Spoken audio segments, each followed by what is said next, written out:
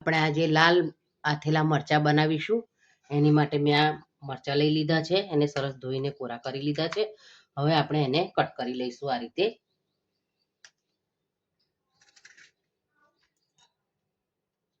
એક ચમચી હળદર, અડધી ચમચી મીઠું ઉમેરીશું અને મિક્સ કરી લઈશું. આપણે આને ઢાંકીને 2-3 કલાક માટે રહેવા દઈશું. તમે જોઈ શકો છો આપણા મરચાં 3 કલાક પછી સરસ થઈ ગયા છે. હવે આપણે એને આ રીતે કોરા કપડા પર પાથરી દઈશું. આ રીતે આપણે 3 કલાક એને પંખા નીચે સુકવવા દઈશું. એક બાઉલમાં આપણે રાઈના કુરિયા, મેથીના કુરિયા, હિંગ ઉમેરશું, મિક્સ કરી લઈશું.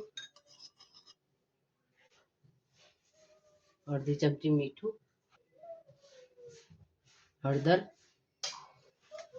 ઉમેરીશું, મિક્સ કરી લઈશું.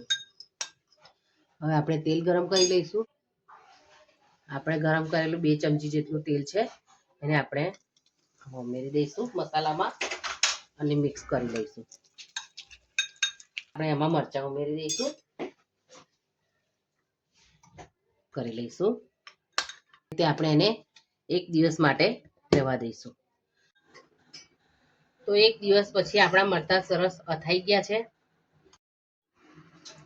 ખાસ કરીને આ મરચાં કાઠિયાવાડમાં ખવાતા હોય છે અને તમે ચોક્કસ આ રીતે એક વખત બનાવવાનો ટ્રાય કરજો અને કમેન્ટમાં મને લખીને જણાવજો કે મારું બનાવેલું મરચાંનું અથાણું તમને કેવું લાગ્યું. અને સબસ્ક્રાઇબ જરૂર કરજો તો અમને બીજા વિડીયો બનાવવાનો પ્રોત્સાહન મળે.